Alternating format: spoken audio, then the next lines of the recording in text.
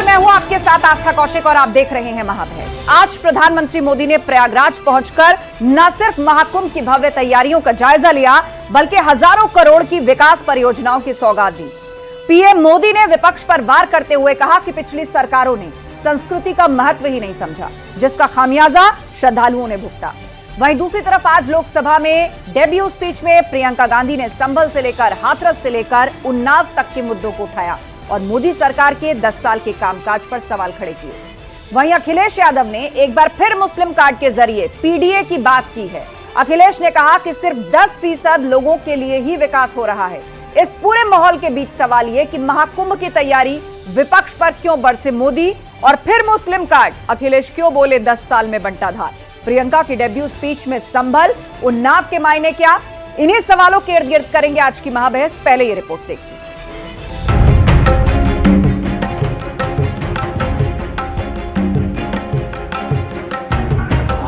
नया नगर बसाने का महाअभियान प्रयागराज की इस धरती पर एक नया इतिहास रचा जा रहा है। महाकुंभ के लिए तैयार, विपक्ष पर मोदी प्रहार।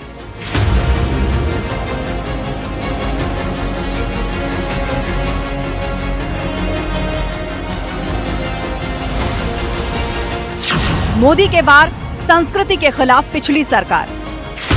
कुंभ और धार्मिक यात्राओं का इतना महत्व होने के बावजूद पहले की सरकारों के समय इनके महात्म्य पर ध्यान नहीं दिया गया। अखिलेश का मुस्लिम कार्ड 10 साल में बंटा धार।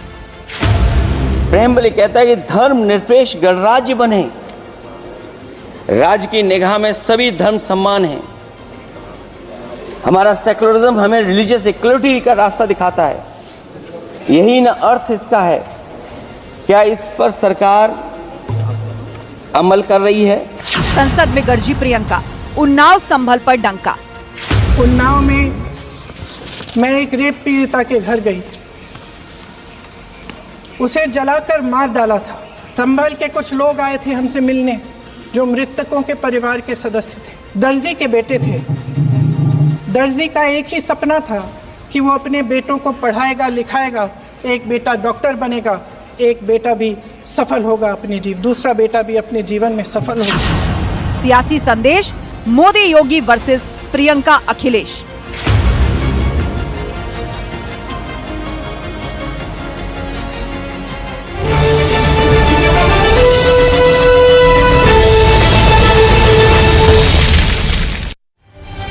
और वक्त महाबहस के सवालों पर है, जिन पर आज की पूरी डिबेट फोकस रहने वाली है। तो पहला सवाल, महाकुंभ की तैयारी विपक्ष पर क्यों बरसे मोदी। आज प्रयागराज में प्रधानमंत्री मोदी रहे, यहां से उन्होंने संबोधित किया।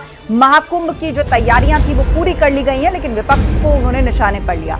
पीडीए की बात, फिर क्यों मुस्लिम कार्ड। अखिलेश यादव ने एक बार फिर से पीडीए की बात की है।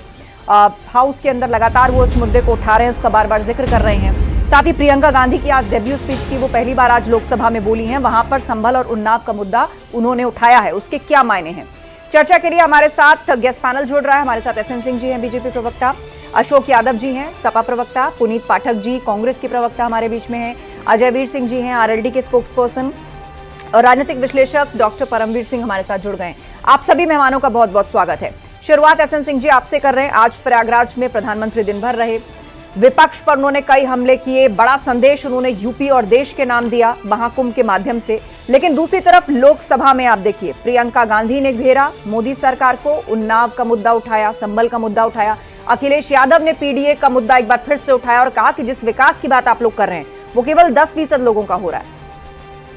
आस्था जी, देखिए दोनों सवालों का एक ही जवाब। आज लोकतंत्र की ताकत देखिए, संविधान की ताकत देखिए कि देश के एक आदिवासी समाज की और पिछड़े समाज की, एक दलित और महिला आज देश के राष्ट्रपति हैं। आज एक समान परिवार से आने वाले, किसान परिवार से आने वाले आज देश के उपराष्ट्रपति हैं। एक समान परिवार से, ओबीसी समाज से आने वाले आज ये संविधान की ताकत है कि देश के प्रधानमंत्री आज संविधान की ताकत है। उसी संविधान के ताकत के नाते आज देश के सभी लोगों के लिए बिजली, पानी, सड़क सुरक्षा, शिक्षा और स्वास्थ्य के मानकों को पूरा किया। आज संविधान की ताकत है जिसको चलने का कार्य बार बार कांग्रेस और समाजवादी पार्टी के लोग करते थे।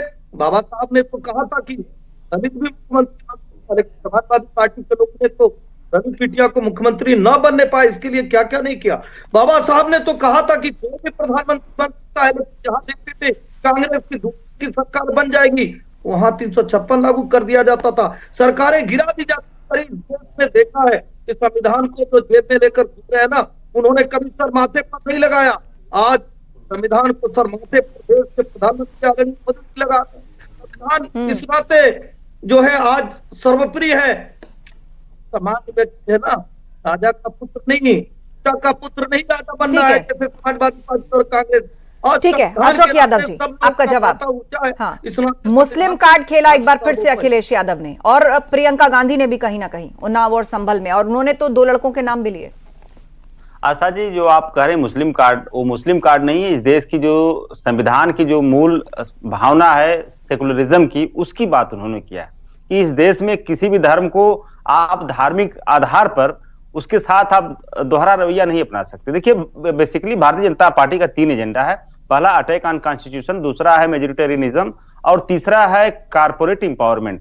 तो इनका जो दूसरा एजेंडा मेजोरिटेरियनिज्म, बहुलतावाद जिसको कहते हैं, इसी एजेंडे का एक पार्ट है कि इस देश के जो मुस्लिम आबादी है उसके ऊपर अटैक करो, इस देश की जो पिछड़ी आबादी उसके ऊपर अटैक करो, इस देश की जो दलित आबादी उसके ऊपर अटैक करो। तो हमारा जो नारा है समाजवादी पार्टी का पीडीए, हम लोग अपने आंदोलन के जरिए इन जो वर्गों पे भारतीय जनता पार्टी टारगेट करके हमले कर रही है, इन हमलों से हमें उनको बचाना है और आगे का उनके भविष्य का रास्ता को भी प्रशस्त करना है। और दूसरा इनका एजेंडा है अटैक ऑन कॉन्स्टिट्यूशन। जी जी एसएन सिंह जी बोलिए। देखिए आस्था जी, हमारे मित्र ने बड़ी अच्छी बात कही, हम यही जवाब देकर 10 सेकंड में समाप्त करते हैं। बाबा साहब ने कहा कि धर्म के आधार पर देश का बंटवारा हो गया। अब धर्म के आधार पर कोई इंस्टीट्यूशन नहीं बनेगा, धर्म के आधार पर कोई मंत्रालय नहीं बनेगा, धर्म के आधार पर कोई आयोग नहीं बनेगा। धर्म करने वालों को अभी धर्म दिखाई देता है। आज भी धर्म के आधार पे आरक्षण बार बार कर्नाटक में, तमिलनाडु में, बहुत सारे जगहों पे, पश्चिम बंगाल में देने का कार्य करते हैं। अरे बाबा साहब ने नहीं कहा था, बाबा साहब ने कहा था समानता का अधिकार। देखिए, एक बेटी न्याय मांगती रह गई, मुस्लिम की बेटी न्याय मांगती रह गई, लेकिन कांग्रेस और समाजवादी पार्टी के लोगों ने क्या किया? साबानो केस में संविधान को बदलने का कार्य किया, बाबा साहब के संविधान को बदलने का कार्य किया। ये सभी लोग देख रहे हैं कि संविधान पर मानते। आज प्रियंका जी ने एक दर्जी की बात की, प्रियंका जी को वो दर्जी नहीं दिखाई दिया राजस्थान, वो दर्जी जिसकी बहुत जिसका गला काट दिया गया, उसके परिवार की चिंता नहीं किया। आज समाजवादी पार्टी और कांग्रेस को वो चीज नहीं दिखाई दी कि किस तरह से बड़ा पेड़ गिरा के जो गलत काम किए ही नहीं थे उन सिखों की हत्या कर दी। ये नहीं दिखाई दिया, ये नहीं दिखाई देगा, ये नहीं दिखाई देगा।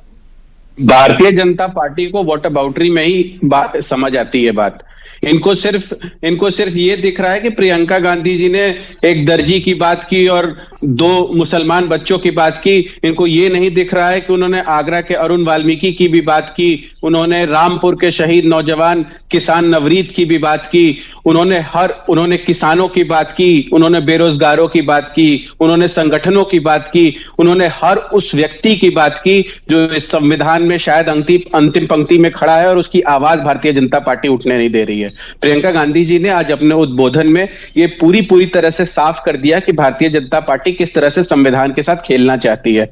और भारतीय जनता पार्टी क्या बात करेगी? इनके नेता स्वयं 2024 में वोट मांग रहे थे इस बात पे कि हमें 400 सीटें दीजिए, हम संविधान बदलेंगे। और शायद भारतीय जनता पार्टी को संविधान में संशोधन और बदलने का अंतर नहीं पता है। अभी जिसकी बात ये करते हैं उसको संशोधन कहा जाता है, बदलना वो है जो आप करते हैं। आपने आईपीसी बदल के भारतीय न्याय संहिता लाए, उसमें पता नहीं क्या लाए, आप ऐसे कानून लाते हैं, आप नए किसान कानून ले आए, आप किसानों को उससे उनकी जमीनें छीनना चाहते हैं, आप लैटरल एंट्री लेके आते हैं ताकि रिजर्वेशन ना देना पड़े, आप जातीय जनगणना से भागते हैं, आप आरटीआई को हल्का करते हैं ताकि आपका सच ना सामने आए। इन मूल्यों की बात, इस संविधान के मूल्य की बात प्रियंका जी ने कही है और उन्होंने बहुत सही बात आज बोली है सदन में कि प्रधानमंत्री जी भूल जाते हैं कि ये देश संविधान से चलता है, संघ के विधान से नहीं। ठीक है, हमारे बीच में अजय वीर सिंह जी हैं, आरएलडी प्रवक्ता। अजय वीर सिंह जी, एक तरफ प्रधानमंत्री मोदी जो कि आज प्रयागराज में रहे, 1.5 महीने तक तट पर पूरी एक सिटी बसी हुई है, नई बस चुकी है वहां पर।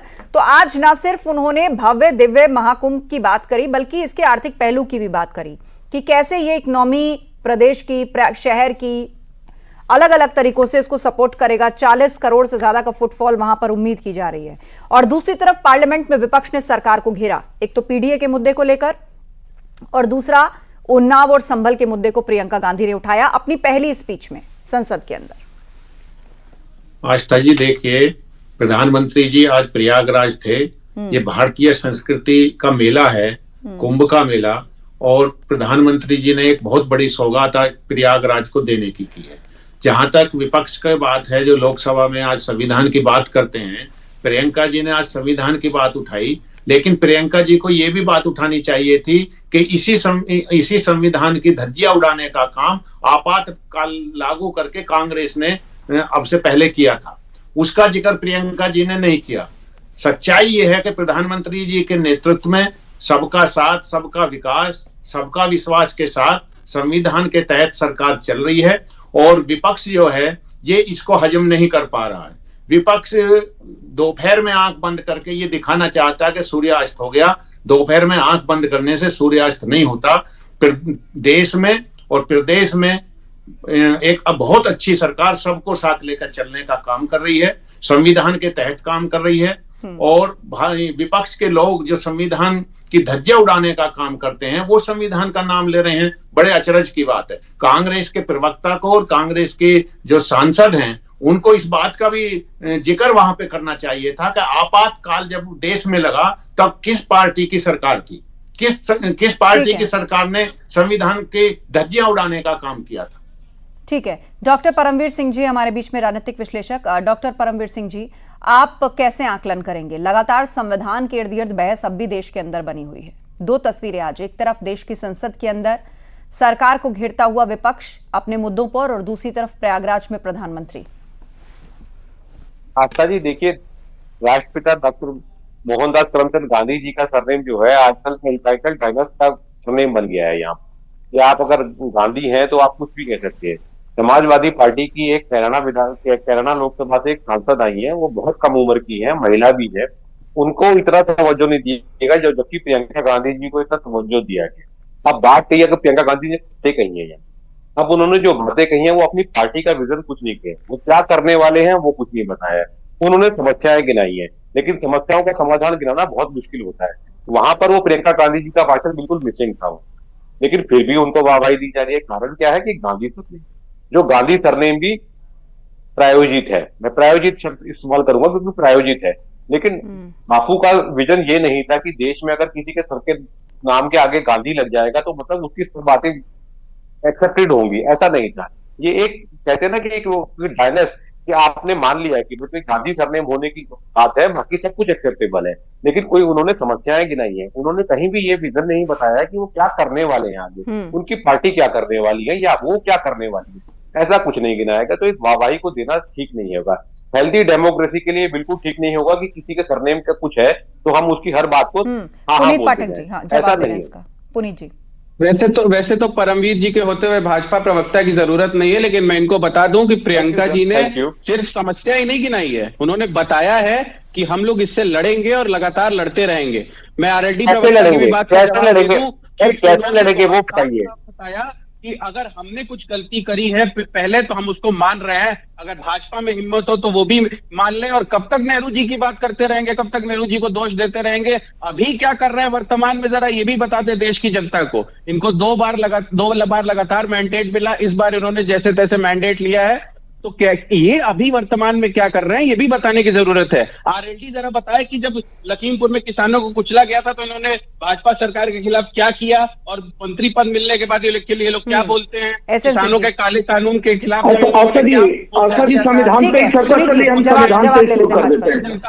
संविधान पे चर्चा कर ली, हम संविधान पे चर्चा कर लेते हैं। बाबा साहब के संविधान में भगवान राम की और सीता की मूर्ति थी, जिसको ये लोग काल्पनिक कहते हैं। अगर संविधान को मानते तो मुझे नहीं लगता कि समाजवादी पार्टी और कांग्रेस के लोग भगवान राम को काल्पनिक कहते हैं। दूसरी बात मैं कहता हूँ, इनके समय में 47 में, अरे आप सुन लीजिए, पुनीत जी जवाब सुन लीजिए। समानता का अधिकार लिखा हुआ है, लेकिन आपकी सरकारों में संविधान को माना नहीं गया ना। कश्मीर में जो दलित थे, जो आदिवासी थे, जो पिछड़े थे, उनके हक से मारा जाता था। संविधान में तो सबको बराबरी का दर्जा। आज इसी संविधान ने पावर दिया कि देश का प्रधानमंत्री बनता है और वहाँ की धारा में संशोधन कर देता है। वहाँ पे जो बकरवाल समाज के लोग हैं उनको भी संवैधानिक दर्जा मिल जाता है, उनको आरक्षण मिल जाता है। आप किसानों की बात करते हैं, 1500 किसान कर्नाटक के मध्य आपको संविधान में दिखाई देता है। आपको संदेश खाली में एक महिला की आबरू लुटती है वो नहीं दिखाई देता। आपको बहराइच में एक हिंदू लड़का मरता है, एक ब्राह्मण लड़का मरता है, वो आपको नहीं दिखाई देता।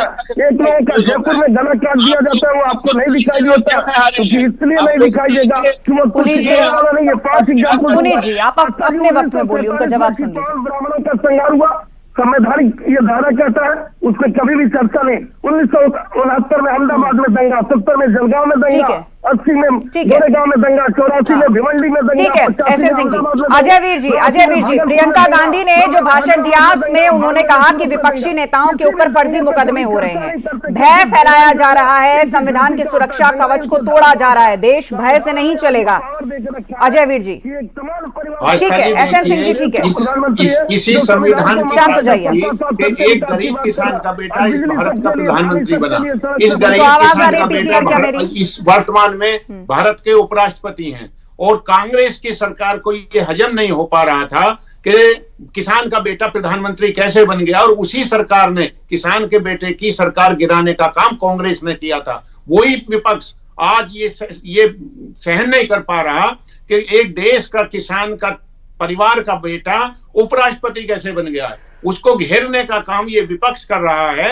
ये सहन नहीं कर पा रहे हैं कि छोटे परिवार से आके बड़े लोग कैसे पदों पर आ जाते हैं। कांग्रेस चाहती है कि एक एरिस्टोक्रेट फैमिली के लोग ही अच्छा, ये बड़ा आरोप है। ठीक है, देश में किसान आंदोलन भी हुआ, साथ दिया कांग्रेस ने, साथ दिया समाजवादी पार्टी ने। अशोक जी, आपका जवाब कि जानबूझकर घेरने की कोशिश हो रही है, एक किसान परिवार से शख्स आकर देश का उपराष्ट्रपति बनता है और उन पर विपक्ष जिस तरह हमले कर रहा है घेर के, और आज प्रियंका गांधी इस स्पीच में कहती हैं कि इस देश को किसानों ने बनाया है। देखिए, उनको बड़ी पीड़ा हो रही है किसान परिवार से आने वाले जो है धनखड़ जी के खिलाफ, लेकिन 750 किसानों की शहादतें हो गई, इनको जरा भी पीड़ा नहीं है। ये बड़ी आश्चर्य की बात है। वो चौधरी साहब जो आजीवन किसानों के लिए लड़ते रहे, वो चौधरी साहब जब डेथ हुई थी तो वह जयंत चौधरी पूछे थे, अखिलेश यादव जयंत चौधरी नहीं गए, आपके जयंत चौधरी उन्हीं चौधरी साहब के चौधरी चरण सिंह को विचारधाराओं के ऊपर अपनी सत्ता लोलुपता में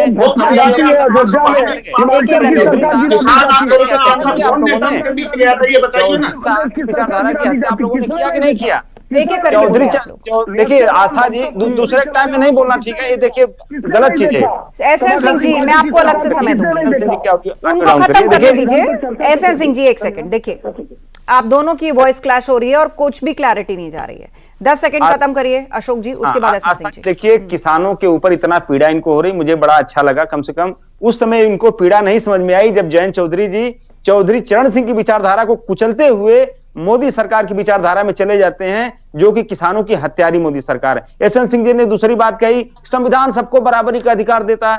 अरे योगी बाबा से पूछिए, 69,000 शिक्षक भर्ती में 19,000 लोगों को काट दिए, बराबरी नहीं देखे वहां पे। खाली टीवी पे बराबरी के सिद्धांत देता है संविधान।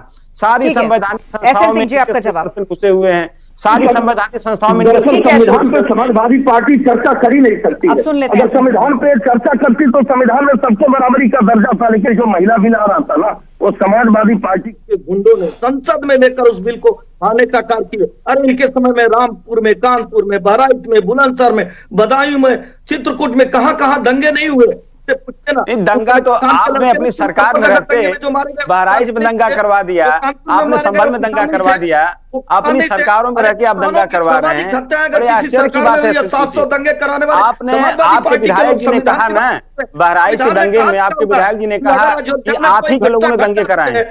दंगे कराने वाली पार्टी सरकार में रहती तभी दंगा कराती है, भारतीय जनता पार्टी विपक्ष में रहती है दंगा करवाती है। तो आप लोग दंगाई पार्टी हो गए। कार्य करना, अगर संविधान दिखता तो आपकी पार्टी हो गई है इन लोगों की कि एक धर्म के लोगों को गिरफ्तार कर लीजिए, दूसरे धर्म को छोड़ दीजिए। अच्छा ठीक है, मैं आप दोनों को रोकना चाहूंगी, डॉक्टर परमवीर सिंह जी। प्रियंका गांधी सांसद चुनकर आई हैं और आज हाउस के अंदर, लोकसभा के अंदर उनकी पहली स्पीच थी। कैसे आकलन करेंगे आप डेब्यू स्पीच में प्रियंका गांधी? कांग्रेस ही उनके अंदर इंदिरा गांधी की झलक देखते हैं, और जिन मुद्दों को उन्होंने उठाया उसमें उत्तर प्रदेश के मुद्दे काफी रहे, जहां पर उनके चेहरे पर लड़की हूं, लड़ सकती हूं, इस तर्ज पर कांग्रेस लड़ी भी थी। वायनाड से जीत करके अब वो आई हैं। जिक्र वो एक दर्जी परिवार का भी करती हैं, उसके 2 बेटों का नाम भी लेती हैं, किसानों का जिक्र करती हैं। आप कैसे देखते हैं उनकी इस डेब्यू स्पीच को? जी देखिए, पहली बात तो मैं क्लियर करूंगा, चाहे मेरे को भाजपा का कुछ भी बोले वहां पर, लेकिन ये मेरा व्यक्तिगत निर्णय, मेरा व्यक्तिगत विचार है, और ये मेरे को कॉन्स्टिट्यूशन राइट देता है, जिसकी कॉन्स्टिट्यूशन कांग्रेस वाले लोग घूम गए, तो मेरा व्यक्तिगत विचार है।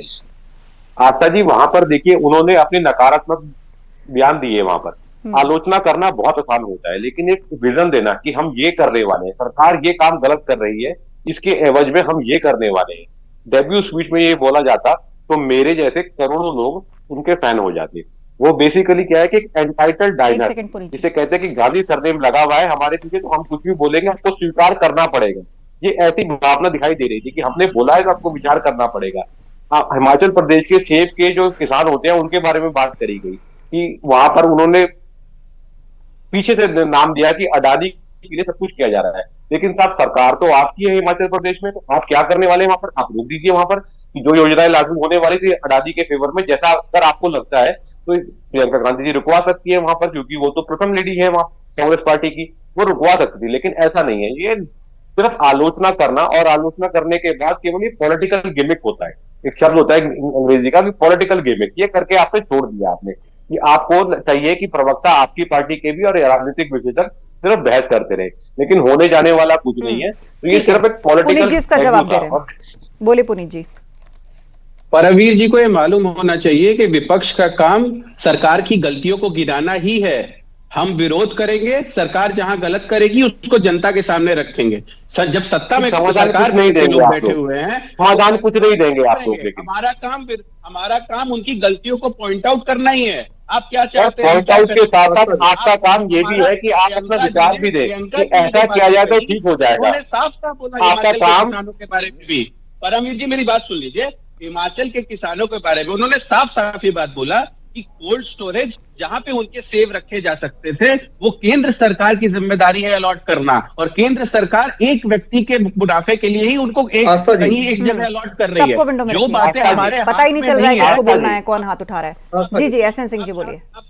नहीं, हमारे मित्र ने बहुत अच्छी बात कही कि विपक्ष का काम है मुद्दे पे बात करना, लेकिन मुद्दे पे बात नहीं करते हैं ना। जब इनसे पूछा जाता है, छोटा सा सवाल पूछा जाता है और संवैधानिक दायरे में संसद में पूछा जा रहा है कि जो भारत का विरोधी है बार बार उसी की जार सोरोस की आवाज क्यों बनना है, हिंदुत्व की आवाज क्यों बनना है, क्यों भारत की संवैधानिक संस्थाओं को नहीं मानना है, क्यों आपको ईवीएम पर विश्वास नहीं है, क्यों भारत के सुप्रीम कोर्ट पर विश्वास नहीं है, भारत के सेना पर विश्वास नहीं, क्यों आप विदेश में जाकर एक कहते हैं तो यहाँ पगड़ी पहनकर जा सकते हैं गुरुद्वारे में। तो जब विपक्ष इस तरह की दुश्मन वाली भूमिका निभाएगा, ऐसा विपक्ष जो ये कहता है हिंदू तो आतंकवादी होते हैं, और जिस लोग 26/11 की घटना में जिसकी खुद की सरकार रहती वो कहता है कि नहीं ये तो आतंकवादी घटना है, तो हिम्मत करा है, आरएसएस ने करा था।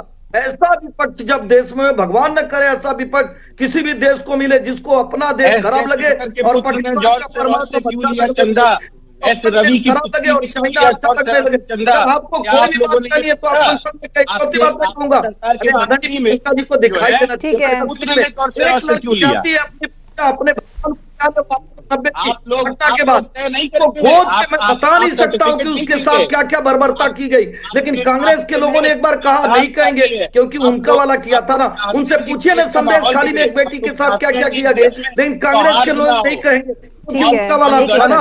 राजस्थान में एक लोगों का गला काट दिया, कांग्रेस के लोग ये भी नहीं कहेंगे सिखों की क्या स्थिति, एक लोगों की मौत सब लोग, लेकिन निर्दोष सिखों को टायर जला के उनके गले में डाल के उनको जितना जला दिया जाता है। क्यों नहीं यहाँ तक राहुल गांधी जी गए, क्यों नहीं प्रियंका गांधी गई, क्योंकि उनको उनको किसी भी तरीके से हिंदुओं दोस्त करना है और एपिजमेंट का काम करना है, का काम नहीं तो भारत का संविधान बराबर साथ देता है, लेकिन बार बार कर्नाटक में जो पैसा दलितों के लिए दिया है वो आधार काम पर किया जा रहा है। अशोक यादव जी, महाकुंभ के लिए तैयार है उत्तर प्रदेश, प्रधानमंत्री मोदी वहां से पहुंचे और उसके आर्थिक पहलुओं और कैसे इकोनॉमी से जुड़ेगा, कितने अवसर क्रिएट होंगे, पूरी एक कुंभ सिटी बसाई जा चुकी है उसका उन्होंने जिक्र किया, और साथ ही पूर्व की सरकारों को भी घेरा कि उनका ध्यान ऐसे आध्यात्मिक क्षेत्रों में नहीं था, इसीलिए वो उसकी ना तो महत्ता समझते थे और ना ही कभी उसके आर्थिक पहलुओं पर ध्यान दिया गया। देखिए आस्था जी, मैं निवेदन करूंगा माननीय मोदी जी से, उनके प्रवक्ता के माध्यम से कम महाकुंभ में गए हैं तो जैसे माँ गंगा के सामने उन्होंने झूठ बोला था, जिन माँ गंगा की कसम खा के लोग कहते हैं मैं माँ गंगा की शपथ लेता हूं, कम से कम कुंभ में जाके झूठ न बोले। और दूसरी जो यूपी की इकोनॉमी की बात कर रहे हैं ना, 32,000 रुपए पर पर्सन आज ऋण में है उत्तर प्रदेश का हर नागरिक। आप भी 32,000 के ऋण में है, हम भी 32,000 के ऋण में, एस सिंह जी भी 32,000 के ऋण में है। ये इकोनॉमी उत्तर प्रदेश की है। सपना दिखाते हैं 1 ट्रिलियन इकोनॉमी, कहां से आएगी 1 ट्रिलियन इकोनॉमी? दंगा कराने से आएगी? हिंदू मुस्लिम कराने से 1 ट्रिलियन इकोनॉमी आएगी कि काम करने से आएगी? 23% का ग्रोथ रेट चाहिए 1 ट्रिलियन इकोनॉमी के लिए आस्था जी, लेकिन ये कहां से ग्रोथ रेट आएगी 23% की, जब पूरे प्रदेश को दंगे की आग में झोंक रहे हैं, सारी संवैधानिक संस्थाओं के ऊपर कब्जे कर रहे हैं। आप देखिए, मेरी बात नहीं हो पाई थी आस्था जी, सारी संवैधानिक संस्थाओं में इनके स्लीपर सेल घुसे हुए भाजपा के, और वो स्लीपर सेल के रूप में आप देखिए अभी प्रयागराज हाई कोर्ट के कैसे जस्टिस का बयान आता है। ठीक है, SL Singh ji last comment रहेगा। एसएल सिंह जी, समय हो रहा है। आस्था जी, हमारा विकास दिखेगा नहीं, जानते हैं क्यों नहीं दिखेगा? क्योंकि मुलायम सिंह जी जान गए थे, मुलायम सिंह जी जान गए थे कि एक ऐसे व्यक्ति के हाथ में कमान चली गई है। उन्होंने कहा जो बाप का नहीं वो समाज क्या क्या होगा। हमारा विकास नहीं दिख रहा है, हमारा एक्सप्रेस नहीं दिख रहा है, हमारा कॉरिडोर नहीं दिख रहा है, हमारा रैपिड रेल नहीं दिख रहा है, भगवान राम का भव्य मंदिर नहीं दिख रहा है, काशी का कॉरिडोर नहीं दिख रहा है, हमारी इकोनॉमी नहीं दिख रही। मां गंगा को धोखा देने वाला व्यक्ति धोखा दे सकता है। तुष्टिकरण का काम होता था, जिसको हाई कोर्ट और सुप्रीम कोर्ट ने। चलिए, समय खत्म हो गया है, समय खत्म हो गया और मुझे लग रहा है कि पक्ष विपक्ष की बहस के केंद्र में अब ये महाकुंभ भी रहने वाला है। और दूसरी तरफ संसद का जो सत्र चल रहा है उसमें भी वार पलटवार अभी और देखने को मिलेगा। कांग्रेस हो या समाजवादी पार्टी या फिर बीजेपी, सभी अपने अपने मुद्दों के साथ खड़े हैं। आप सभी का धन्यवाद इस चर्चा में शामिल होने के लिए। तो एक तरफ प्रधानमंत्री मोदी ने कल्चर और संस्कृति का महत्व बताया, पूर्व की सरकारों को घेरा कि उन्हें इसके महत्व का एहसास नहीं था। तो अखिलेश यादव ने मुस्लिम कार्ड के जरिए पीडीए की बात की और कहा कि सिर्फ 10% लोगों के लिए ही विकास हो रहा है। इस पूरे माहौल के बीच सवाल ये कि महाकुंभ की तैयारी विपक्ष पर क्यों बरसे मोदी, और फिर मुस्लिम कार्ड अखिलेश क्यों बोले 10 साल में बंटाधार, जिसका जवाब जनता देगी। और जनता कैसे देगी, उसके लिए चुनाव का इंतजार सभी लोगों को होता है। बहुत बहुत धन्यवाद। मां बहस में इतना ही। खबरें जा रही हैं, आप बने रहिए हमारे साथ।